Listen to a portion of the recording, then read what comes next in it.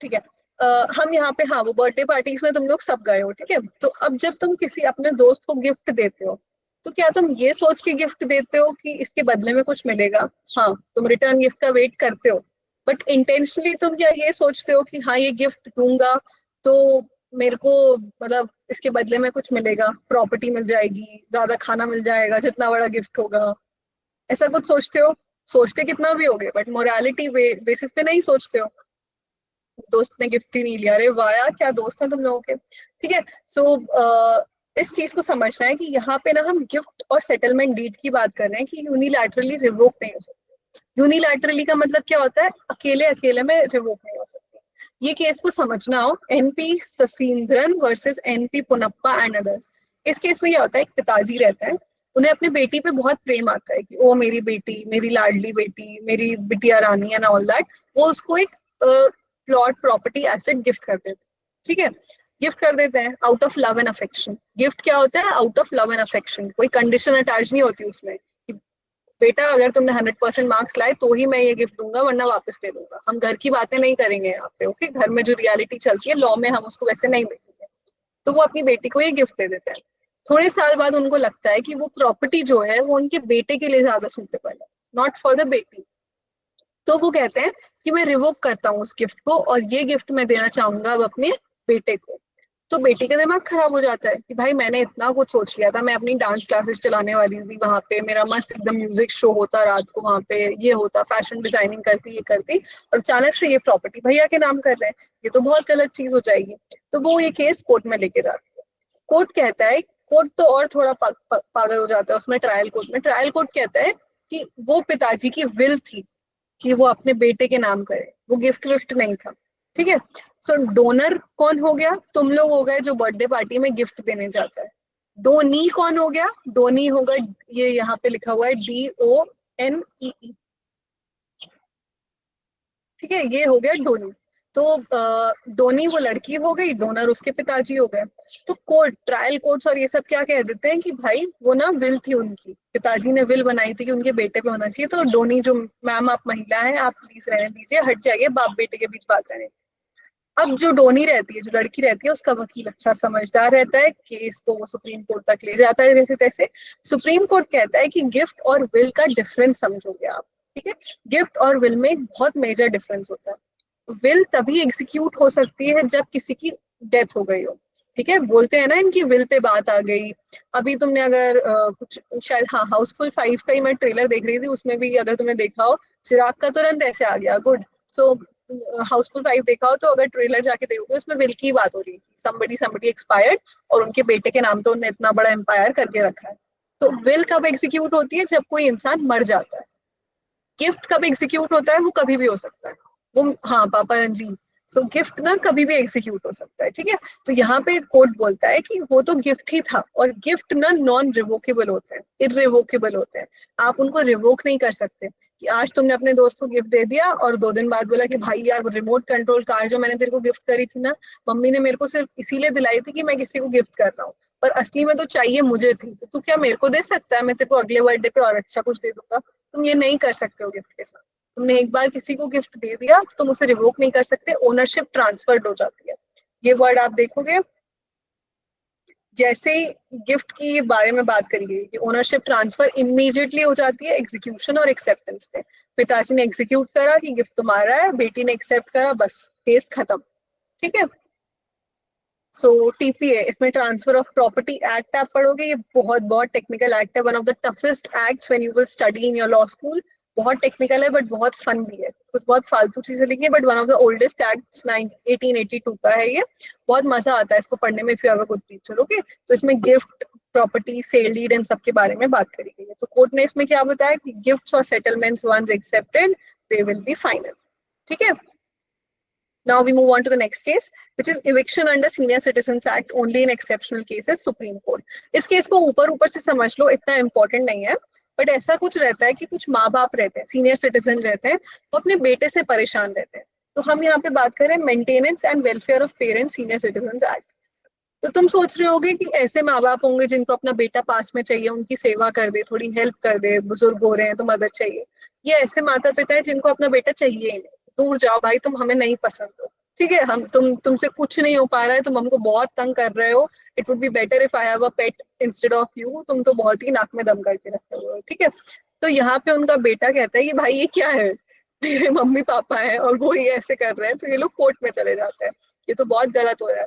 बहुत लोगों को अपनी पर्सनल कहानी सुनने लग रही होगी ये, बट ऐसा नहीं है, थोड़ा समझना इस केस में क्या होता है। तो जो मम्मी पापा रहते हैं वो कोर्ट में क्यों जाते हैं, क्योंकि maintenance and welfare of parents and senior citizen act रहता है। तुमको लगेगा बेटा सैलरी नहीं दे रहा होगा थोड़ी बहुत, नहीं, मम्मी पापा के पास दुकान भी थी, उनका पूरा स्टोर था, सब कुछ था। वो कहते हैं प्लीज कोर्ट ऐसा कुछ डायरेक्शन पास करो कि बेटा वो दुकान के आसपास भी ना दिखे, ऐसा इतनी कुछ एक्सट्रीम सिचुएशन हो जाती है।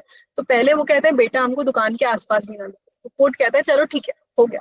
बट फिर क्या बात आती है, mother sought eviction of her son, अरे, mother sought eviction of her son from an ancestral property citing harassment and lack of care।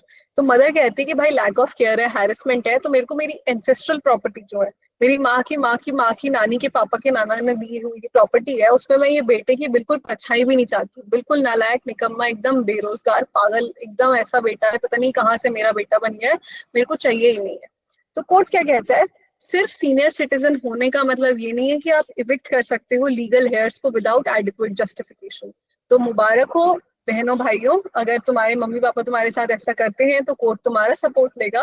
वो बोलेगा जस्ट बिकॉज वो नालायक है, ये है वो है, दैट डजंट मीन कि आप उसे अपनी प्रॉपर्टी से हटा दोगे। ये तो एक और रीजन होना चाहिए कि भाई इतनी प्रॉपर्टी उसको एटलीस्ट, इसके अलावा तो उसके पास है ही नहीं जीवन में कुछ, ठीक है। सो ऑटोमेटिक इविक्शन कैंसिल हो जाएगा। ये केस था, थोड़ा फन था, इसको तुम समझ सकते हो ना। ये very famous case SC issues की directives to stop deceptive medical advertisements, ये केस ना पतंजलि को लेके होता है। अगर तुमने उस टाइम पे सुना होगा मार्च में, पतंजलि बहुत मिसलीडिंग एडवर्टीजमेंट्स कर रहा होता है कि ये करोगे तो ऐसा हो जाएगा, ये करोगे तो ये हो जाएगा। तो वो शायद कैंसर की ऐसी दवाइयां ले जाता है जिससे वो बता रहा होता है, कोरोनल तो थी ऑफ कोर्स ब्लंडर, कैंसर का ऐसा कुछ लेके आता है कि ये आप करोगे, ये पियोगे, ऐसा करोगे तो आप सॉर्ट हो जाओगे। उनके जो बालकृष्ण वो जो बाबा है और रामदेव बाबा है, ये लोग सब मिलके इसका एडवर्टीजमेंट कर रहे होते हैं। तो मेडिकल जो एसोसिएशन रहता है वो दिमाग खराब हो जाता है कि भाई हम यहाँ कैंसर, यहाँ लोगों का इलाज कर रहे हैं, एक एक टिश्यू को सॉल्व कर रहे हैं, सब कुछ कर रहे हैं, और तुम आके ऐसा आयुर्वेदिक काढ़ा पी लीजिए सुबह उठते ही कैंसर गायब, ये सब तुम कर रहे हो, this is all blatantly wrong, और हमको इस चीज को स्टॉप करना पड़ेगा। सुप्रीम कोर्ट कहता है कि yes you are absolutely right. मैंने इस केस को हाईलाइट ऑलरेडी करके रखा है, बहुत फन एक्ट है ये, drugs and magic remedies act, objectionable advertisements को लेके है। तो अगर आप ऐसा कुछ एडवर्टीजमेंट कर रहे हो विच इज नॉट राइट, जिसमें डिजाइनर पब्लिशर इंडोर्सर सब लोग इन्वॉल्व होते हैं। डिजाइनर्स कौन, जो एक्ट को डिजाइन कर रहे होते हैं शोकेस करने में, पब्लिशर्स जो एक्ट को फाइनली पब्लिश पे क्लिक कर रहे होते हैं, इंडोर्सर्स जो उसको प्रमोट कर रहे होते हैं। तो सुप्रीम कोर्ट कहता है सबको घेरे में लिया जाएगा, इट्स नॉट अलाउड। आप कुछ ऐसा डिसेप्शन कर रहे हो ड्रग्स एंड मैजिक रेमेडीज, ठीक है, जो ऑब्जेक्शनेबल है, it's not reality, it's not correct. तो कोर्ट कहता है कि भले ही 70 साल हो गए इस एक्ट को आए हुए, बट ये एक्ट बहुत पुअरली इम्प्लीमेंट हुआ है, इसका इतना वैलिडिटी नहीं आई गई है।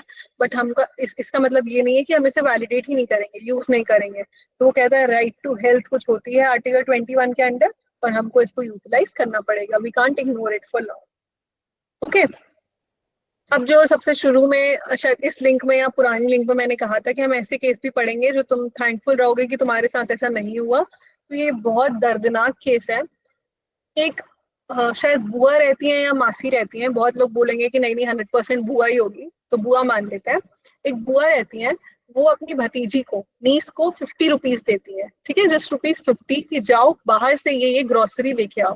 हो सकता है थोड़ा सा दाल हो, कोई मैदा हो, ये हो वो हो, जो भी कुछ हो। तो नीस क्या करती है, 10 रुपए की चॉकलेट ले आती है, 40 रुपए का ग्रोसरी का सामान ले आती है। जैसे ही वो घर आती है, जो ये वंदना महादेव काले होती हैं, ये जो लेडी होती हैं वर्सेस स्टेट ऑफ महाराष्ट्र का ये केस है। ये लेडी क्या करती है, वो 7 ईयर ओल्ड जो नीस रहती है, पॉक्सो क्यों लगेगा तुम समझ जाओ, एज क्या है, 18 से नीचे है। वो जो बेबी होती है, 7 ईयर ओल्ड नीस होती है, उसको जला देती है, उसके हाथ पैर बांध देती है, मुंह पे भी कपड़ा बांध देती है, और उसको जला देती है, बर्न करने लगती है। उसके प्राइवेट पार्ट्स को भी हार्म करती है, और उसको भी ऐसे जैसे कुछ लकड़ी वकड़ी एकदम आग पे करके नहीं ऐसे सटा देते कभी कभी, ऐसे सब करती हैं। तो वो लड़की एकदम सहम जाती है, बट वो कुछ बोलती नहीं है। अब जब बाहर पड़ोस पड़ोस के लोग एक दो दिन में देखते हैं कि लड़की थोड़ी चेंज लग रही है, उसको बर्निंग मार्क्स हैं, इंजरीज हैं, तो वो ये केस ले जाते हैं कोर्ट में। रीजन मैंने ईशवी बताया कि उसको 50 रुपीज मिले थे ग्रोसरी लाने के लिए, बट 10 रुपीज में वो बस चॉकलेट ले आती है, बाकी 40 में वो ग्रोसरी लेके आती है। तो उसकी जो बुआ रहती है वो सहन नहीं कर पाती, कैसे, how she overturn my decision, how she brought a 10 rupees chocolate without my acceptance. तो वो ये सब कर रही होती है। तो अब वंदना कालेजी 2020 का केस है, कहाँ जाती है, उनको आईपीसी और पॉक्सो के चार्जेस में कस्टडी में ले लिया जाता है। अब जब ये कार्सेस सॉरी अब जब ये एक्यूजिशन चल रहे हैं 2020 से, तो ये जेल में है। बट तुम ऊपर देखोगे हेडिंग क्या है कि women accused of burning niece walks free. तो इनको कोर्ट रिहा कर देता है। अब तुमको समझना है कि क्यों रिहा करा। 4 साल से ये केस चल रहा था, ठीक है, पॉक्सो के अंडर ऑलरेडी 10 साल या उससे लंबी सजा होती है, but that is in the sense of sexual harassment. 4 साल से ही कस्टडी के अंदर थी। तो ये केस किसी पॉक्सो, आईपीसी, सेक्सुअल हैरेसमेंट, ये हो गया वो हो गया, उस सब के ऊपर नहीं है। ये एक अंडर ट्रायल के ऊपर है। अंडर ट्रायल कौन होता है? जो ट्रायल के अंडर अभी चल रहा हो, जिसका कॉन्विक्शन नहीं हुआ, जो पूरी तरह से गिल्टी प्रूफ नहीं हुआ, और मैंने डिफरेंस लिखा है एंड कॉन्विक्ट। तो अंडर ट्रायल जो लाइन बनी रहती है, कल हम रोज की बात कर रहे थे ना, डेथ रोज वाली जो रो होती है, वैसे ये अंडर ट्रायल्स की अलग रो होती है कि एक रो बनी हुई है, धीरे धीरे आपका ट्रायल होता जाएगा और आप कॉन्विक्ट होते जाओगे। यहाँ पे वो कॉन्विक्ट नहीं है, वो अंडर ट्रायल में। तो कोर्ट कहता है कि 4 साल से उनका ट्रायल ही चल रहा है, कुछ जस्टिफाइड कॉज नहीं आ पा रहा। Pre trial detention can't continue indefinitely without justified cause. एक फैक्ट ऑफ अंडरस्टैंडिंग ये भी समझ सकते हो, जो अंडर ट्रायल होते हैं उनको कॉन्विक्ट से अलग रखा जाता है जेल में।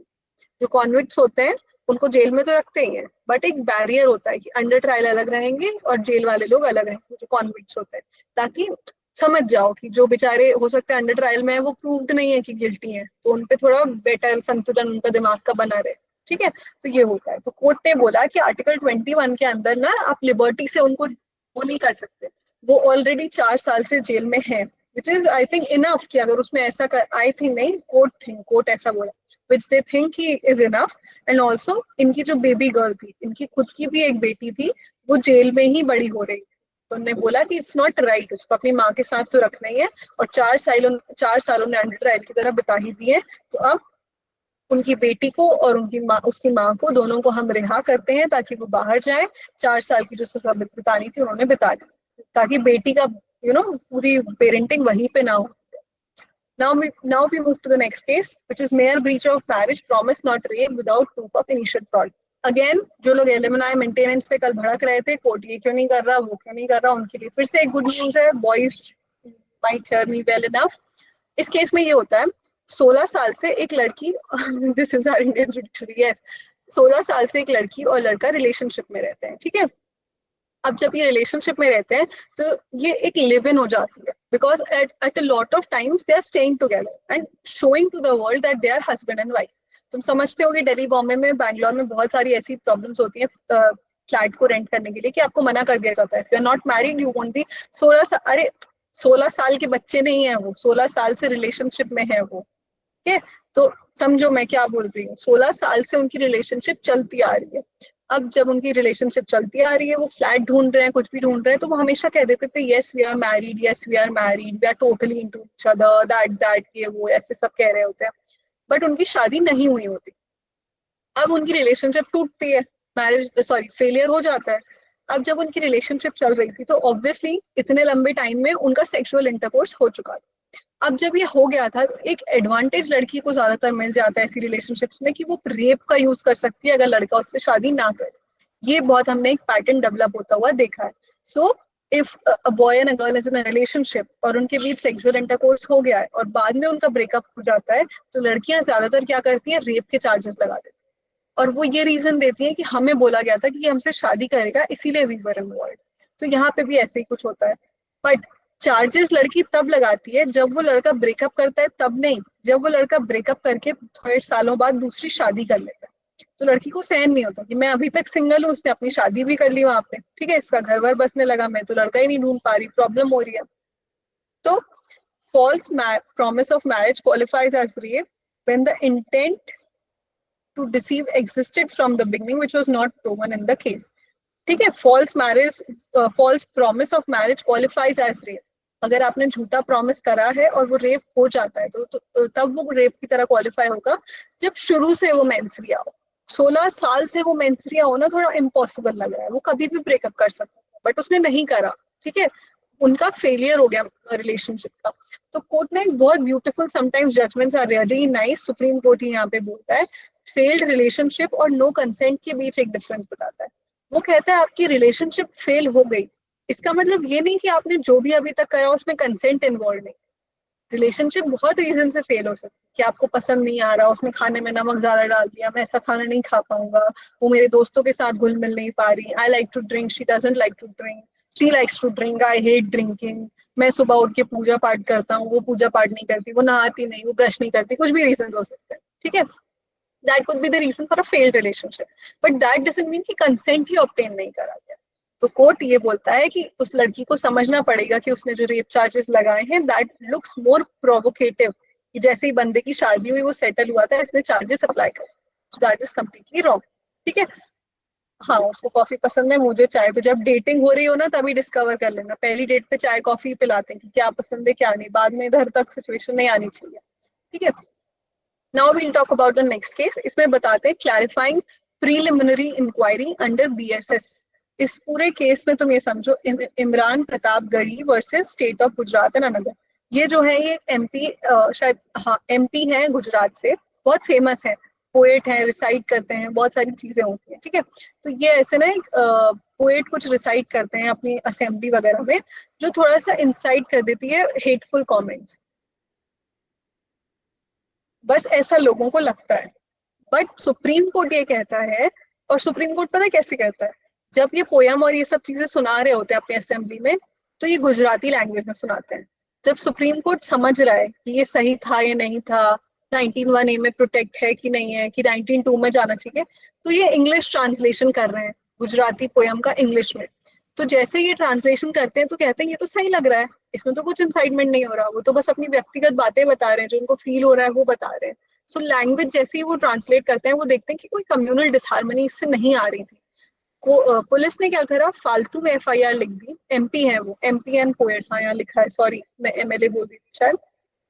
तो सुप्रीम कोर्ट कहता है कि क्या बोलते हैं, पुलिस ने क्या करा, बहुत जल्दी जल्दी में, just because he was from another party, या जो भी उनका स्टैंड था, पुलिस ने जल्दी जल्दी एफआईआर फाइल कर ली, और कोर्ट ने भी, ट्रायल कोर्ट ने भी, हाई कोर्ट ने भी उनको गलत बोल दिया। हाई कोर्ट भी स्टेट का हो गया, ट्रायल कोर्ट भी स्टेट का हो गया, सब अगेंस्ट जजमेंट आ रहे थे।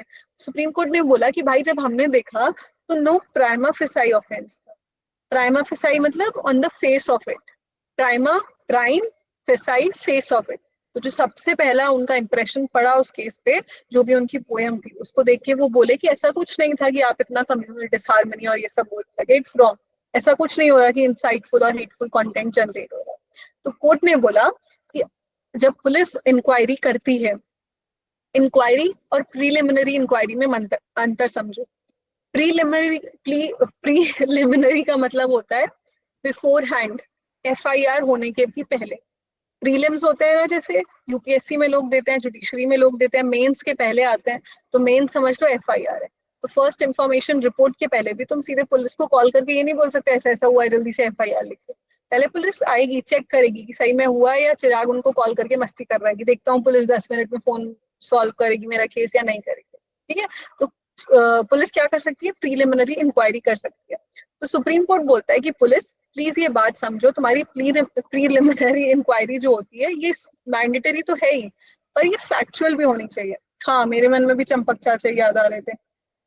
प्रायर फैक्चुअल वेरिफिकेशन होना चाहिए, ऐसा नहीं होना चाहिए कि तुम डायरेक्ट ही फाइल कर दो कि हाँ हाँ एफआईआर ये होगी, पहले जाओ उस चीज को समझो, और कौन सा टेस्ट लगाओ, reasonable strong minded person test, ठीक है। ये टेस्ट लिख लो क्या होता है, reasonable strong minded person test. जैसा ये लिखा है वैसा ही ये बोल रहा है कि स्ट्रॉन्ग माइंडेड पर्सन, एकदम लुल्लू पुल्लू इंसान जैसे मत समझो कि थोड़ा बहुत कुछ समझ लिया और कंटेंट, सॉरी, डिसहार्मनी हो जाएगी, हाँ हाँ सही कह रहे हैं, बहुत गलत हो जाएगा। रीजनेबल इंसान की तरह समझो कि क्या पोयम बस अपनी व्यर्थता बता रही थी, क्या कोई प्रॉब्लम सच में थी कि नहीं, तुमने इशू बना दिया। सुप्रीम कोर्ट एक बहुत अच्छा जजमेंट देता है, जिसमें कहता है कि एफआईआर बनाने से पहले, इतनी बड़ी हवा बनाने से पहले प्रीलिमिनरी इंक्वायरी करो। अब तुम अंतर समझोगे, प्रीलिमिनरी इंक्वायरी होती है एफआईआर के पहले, और एफआईआर के बाद में जो इंक्वायरी इन्वेस्टिगेशंस होती है वो अलग होती है। That is after understanding that issue has been framed. उसके पहले सिर्फ ये हम समझ रहे हैं कि हाँ सच में ऐसा कुछ हुआ है या नहीं हुआ है। ठीक है, देखा होगा ना पुलिस को बहुत लोग, तुम्हारी कॉलोनी में अगर कभी सिचुएशन होती होगी कॉल कर देते होंगे कि झगड़ा हो गया है जल्दी से आ जाओ बहुत प्रॉब्लम हो गई है, तो पुलिस वहां पे पेन और कॉपी निकाल के लिख नहीं रही होती हाँ इधर पे ये झगड़ा हुआ है, ये हो गया है, वो हो गया। वो पहले बोलती है एड्रेस बताइए क्या है, फिर वो आती है सुनती है प्रॉब्लम क्या है, फिर उसको सॉल्व करती है, फिर एफआईआर दर्ज होती है अगर प्रॉब्लम नहीं सॉल्व होती। ठीक है, next case, forcing religious conversion is a serious issue, denies bail to accused। Rafiq Bepari versus state of Karnataka का केस था। इस केस में क्या होता है, एक मैरिड वुमेन रहती है, ठीक है, वो जॉबलेस रहती है, उसके पास जॉब नहीं रहती। तो रफीक बेपारी करके एक इंसान रहता है, वो उस लेडी को जॉब प्रॉमिस कर देता है कि मैं आपको जॉब प्रॉमिस कर रहा हूँ, बट उसका यूज कर रहा होता है, एक रिलेशनशिप डेवलप कर लेता है उसके साथ, और उसका रेप वेप सब कर रहा होता है। रेप ऐसे अभी रेप नहीं हुआ, अभी सुनना रेप कैसे होता है। तो वो बोलता है कि मैं आपको जॉब दिला दूंगा, मेरे बहुत पॉलिटिकल कनेक्शन हैं, ये है वो है, उसका रिलीजन डिफरेंट रहता है, लड़की का रिलीजन डिफरेंट रहता है। तो लड़की ये सब चीजों में इन्वॉल्व हो जाती है और उसके पति को पता चल जाता है। तो लड़की फिर बोलती है कि मेरा पति तो मुझे समझता ही नहीं है, मैं अपने मम्मी पापा के घर जाऊँ। फिर वो घर जाती है अपने मम्मी पापा के पास, तो सोचती है रफीक से भी मैं अपनी दोस्ती तोड़ दूंगी, I don't like him any more, वो मुझे बहुत टॉर्चर कर रहा है, ये हो रहा है। पर रफीक उसका पीछा नहीं छोड़ता, वो उसका पीछा नहीं छोड़ता, वो वहां भी आ जाता है।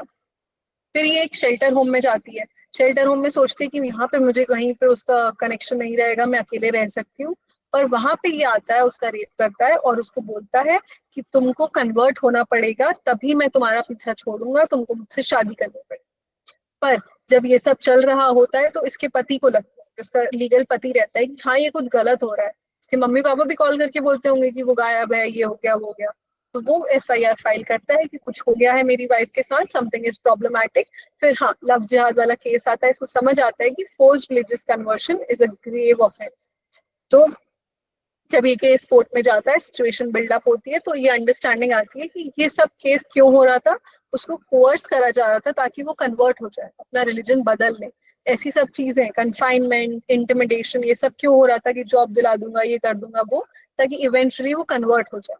तो कोर्ट इसमें लेता है कोअर्शन और कन्वर्शन को, इन दोनों का मीनिंग आपको पता होना चाहिए। कोअर्शन मतलब कोर्स करना, कन्वर्शन मतलब कन्वर्ट करा देना, convert into the another religion. Coercion course करना, मैनिपुलेट करना, किसी को फोर्स करना, एकदम प्रेशर लगा देना उस पर, ऐसा करोगे तो ही वैलिड है। ठीक है, सो कोवर्जन एंड कन्वर्जन का ये डिफरेंस हो गया। Now we move to the next case which is recording court proceeding allowed. ये बहुत बेसिक सा केस है, it's not very important, but समझ जाओ, फिर से केरला हाई कोर्ट का जजमेंट है which is again progressive. I saw it when I was interning at a high court. तो हाई कोर्ट में क्या होता है, बच्चे बहुत खुश हो जाते हैं, अरे कोर्ट है, जस्टिस बैठे हैं, ये होता है। तो स्नैपचैट तुम लोगों को पता होगा, स्ट्रीक तो बनानी ही रहती है उनको, स्ट्रीक के साथ साथ उनको इंस्टाग्राम स्टोरी भी डालनी होती है कि आज वो कोर्ट में बैठे थे, तो वो फोन निकाल के फोटो खींच लेते हैं। It's not band, it's allowed. Okay, you will see उसकी क्या बोलते हैं, ट्विटर ट्विटर बोल रही हूँ, ट्विटर पढ़ा तो ट्विटर बोल दिया, यूट्यूब पे चल रही होती है, लाइव हियरिंग्स चल रही होती हैं जिसपे आप देख सकते हो। सो इट्स नॉट दैट कि आप फोन और ये सब नहीं निकाल सकते, बट इट्स ऑल्सो इनफॉर्मल वे। जैसे जब प्रोसीडिंग चल रही है तो आप फोटो निकाल के जूम इन जूम आउट कर रहे हो, ऐसे ऐसे कर रहे हो, फिल्टर लगा रहे हो, ये कर रहे हो, ये इंटेग्रिटी के अगेंस्ट हो जाता है जजेस की और कोर्ट रूम। और हो सकता है इतना सीरियस केस चल रहा हो जिसमें जो अक्यूज रहता है उसको नहीं दिखना, प्लेंटिव जो रहता है उसको नहीं दिखना है, बट आपकी इंस्टा स्टोरी पे अब लाइव हो चुका है क्या केस चल रहा है, कौन से जस्टिस है, क्या है, and it's not right. Okay, हाँ माय लॉर्ड से चीज, ये सब भी होने लगता है फिर। तो केरला हाईकोर्ट में ये हो रहा होता है और एक लॉयर ही ऐसा कर रहा होता है, एडवोकेट ही फोटो ले रहे होते हैं या फिर ऑडियो रिकॉर्डिंग वीडियो रिकॉर्डिंग करके व्हाट्सएप पे वायरल कर रहे होते हैं। तो केरला हाईकोर्ट बोलता है this is wrong, this is not allowed, और वो रीजनिंग देते हैं कि उनके ना रूल्स हैं। तो वो यहाँ पे मोरालिटी नहीं बांट रहे होते कि मेरे को पसंद नहीं है, मेरी लेफ्ट प्रोफाइल अच्छी नहीं है, तुम राइट से ले रहे हो, ये कर रहे हो, वो कर रहे हो, ये सब रीजंस नहीं दे रहे होते। वो बोलते हैं कि हमारा एक रूल है, electronic video linkage rules Kerala 2021, उसमें अलाउड ही नहीं है ये, कि कोर्ट के ओन एसओपी होते हैं। एसओपी क्या होते हैं, कल परसों हमने पढ़ा था, स्टैंडर्ड ऑपरेटिंग प्रोसीजर्स, उसमें अलाउड नहीं है, कि क्लियरली प्रोहिबिटेड है अनऑथराइज्ड एडिटिंग और रिकॉर्डिंग, सॉरी। ठीक है, सो ये डिग्निटी ऑफ द कोर्ट को लोअर कर देता है and interfering with justice. Justice तुम समझ गए कैसे अक्यूज्ड और प्लेंटिफ की हो सकता है शक्ल दिखा रहा हो, कौन सा केस चल रहा है, ये सब बातें सुनाई दे रही हूँ, एंड इट्स नॉट राइट। हो सकता है कुछ पॉक्सो वॉक्सो का केस हो या कुछ भी ऐसा केस हो जो नहीं दिखाना है, और डिग्निटी ऑफ द कोर्ट को तो हम नीचे कर ही रहे हैं कि हम उसे एक स्ट्रीक में कन्वर्ट करते हैं बस। तो कोर्ट कहता है it's not right, so unauthorised recording not allowed, prohibited, ऐसा केरला हाईकोर्ट जजमेंट लेके आया। तो हो सकता है तुमको एक पैसेज वैसेज आ जाए कि क्लैट में कि रिकॉर्डिंग अलाउड है, ये नहीं है, ऐसा बुरा चल रहा है, हाल ऐसा हो गया, बच्चे स्नैपचैट स्ट्रीक बना रहे हैं, उसमें फिर स्ट्रीक लिख के भी डाल रहे हैं, टाइम डाल रहे हैं, डिग्रीज डाल रहे हैं, क्या मौसम चल रहा है क्या नहीं, इट्स नॉट राइट। तो तुम रिलेट कर सकते हो कि केरला हाई कोर्ट में ऐसा हुआ था इलेक्ट्रॉनिक वीडियो लिंकेज रूल्स को लेकर। ठीक है, तुम्हारी 3 घंटे बाद क्लास है क्या कोई? नहीं तो पता नहीं ये क्यों डाल दिया जिन्होंने बनाया था 3 आवर्स लेटर में भी, बिकॉज ये क्लास बहुत लंबी चल गई इसीलिए। सो किसी को कोई डाउट कुछ पूछना हो? एक बार दीदी वो डेथ रो जो आपने बताया था वो एक और बार रिपीट कर दीजिएगा, कल जो बताया डेथ था। रो वाला ना? कौन सा केस था? इसमें नहीं था, कल वाले में था। हाँ हाँ मैं बता रही हूँ, ठीक है। अंडर ट्रायल और डेथ रो में आज बताई थी ना। डेथ रो का मतलब, रो समझते हो क्या होता है? रो कॉलम्स होते हैं। सो जिनको डेथ पेनल्टी मिल चुकी होती है वो एक रो में खड़े होते हैं, ठीक है, कि अब आपकी पेनल्टी आने वाली है। तो वो जो रो एक होती है ना, उस रो को समझो कि नेक्स्ट इनका ट्रायल हो सकता है, इनको डेथ पेनल्टी मिल सकती है। तो जब तक पेनल्टी मिली नहीं है वो जिस लाइन में खड़े हैं उसको डेथ रो बोलते हैं। ये पेनल्टी आ जाएगी तो डेथ पेनल्टी हो जाएगी, जब तक ये जिस लाइन में खड़े हैं उसको डेथ रो बोलते गॉट इट। हैं। Anybody any questions?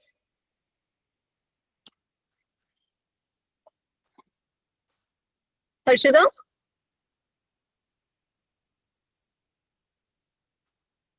किसी को कोई question? Ananya, Harshita, your hands are raised.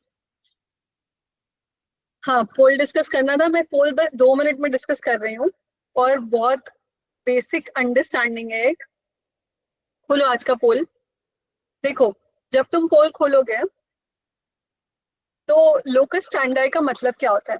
2 option, third option तो ठीक है किसी एक नहीं चूज करा है। 2 ऑप्शन है, ability to bring legal action in court और appear in the court of law. थोड़ा सा कॉमन सेंस लगाओगे तो, कॉमन सेंस तुमने ऑब्वियसली लगाया होगा, तो तुमने देखा होगा कि दोनों ऑप्शंस करेक्ट है। ठीक है, दोनों ऑप्शन तुमको सही लग रहे थे। किसी ने बीच में बोला भी था कि बहुत सेम है ये। मैं बस तुम्हारी ना प्रूडेंस चेक कर रही थी। जब तुम दोनों आंसर पे टिक करोगे, करो एक बार टिक, तो वो एक्सेप्टेड है। मैंने मल्टीपल आंसर्स अलाउ करे थे उसमें, ठीक है, ये अलाउंस था। तो it was a trick thing just to check की how prudent you are. But if you want to know what the correct answer is, only 10 people have put the right answer, which is appear in the court of law. जब हो सकता है कभी कभी, Chirag, it's okay, you are right, but accepting both answers as correct is not right. I'm just saying कि अगर तुमको 2 correct answer लग रहे हैं तो कभी कभी मल्टीपल आंसर्स अलाउड होते हैं। Why I am saying the answer is appear in the court of law? क्योंकि आंसर इसका दोनों है, ability to bring legal action in court and appear in the court of law. But locus स्टैंडाई का meaning जब तुम देखोगे, स्टैंडाई का मतलब होता है स्टैंडिंग। सो अबिलिटी से आप सिर्फ स्टैंड नहीं हो जाते हो कोर्ट में, जब आप अपेयर होते हो कोर्ट में तभी आप स्टैंडिंग कहलाए जाते हो। एबिलिटी तो मेरे में भी है कि मैं भी किसी पे भी केस कर सकती हूँ, कुछ भी कर सकती हूँ। That also means that ability means locus standi. But when you have been given 2 options, तो maybe when you are just standing, when you have appeared in the court, when you have that appearance, तो locus standi माना जाए। समझ में आ गया? थोड़ा सा common sense था बस, इसमें एक डिफरेंस था कि अपियरेंस और एबिलिटी पे बात आ रही थी। तुम गूगल करोगे सबसे पहले ये आएगा, ability to bring legal action. Yes I agree, ability तो सबके पास होती है, बट एक्चुअली में कौन स्टैंड कर रहा है? ठीक है, अब हो सकता है कि आज में तुमको सिर्फ आंसर में एबिलिटी टू ब्रिंग आ जाए, तो दैट डजंट मीन कि वो आंसर नहीं होगा, वही आंसर होगा। You can find these polls. कल मैंने ना वो डाउट वाले ग्रुप में इसकी लिंक भेजी थी। We have made a new group, वहां उसको ज्वाइन कर लो, वहां पे हो रहा है। मैम, टिप में कोर्ट कैसे डिसाइड करती है कि कल्प्रिट कौन हो सकता है? टिप में, टीआईपी में, वो एविडेंस के बेसिस पे जाता है। पहले आइडेंटिफिकेशन, फिर कौन एविडेंस दे रहा है। Governor of Manipur, of course it's A K Bhalla. फिर भी किसी ने राजभवन चूज करा है। राजभवन उसको कहते हैं जहाँ गवर्नर्स रहते हैं, उसको राजभवन की। ठीक है, मेरे को कोई ऑप्शन चूज में समझ में नहीं आया था तो मैंने राजभवन डाल दिया था। beggar means again 16 people who think having fun all the time is great enough, तो उन्होंने बेकारी चूज करके रखा है।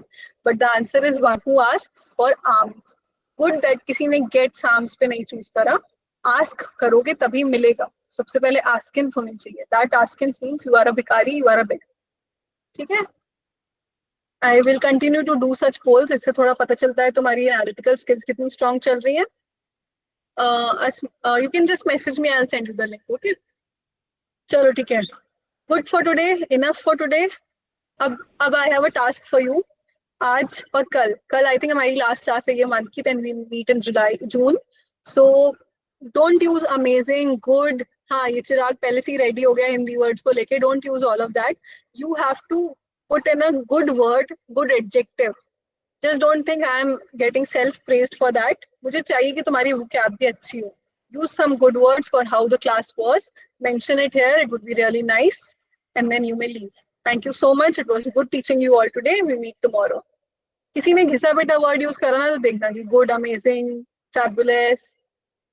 Lucid, good. ल्यूसिड करा तो पिल्यूसिड कर दिया. Fantabulous. Okay, use good words.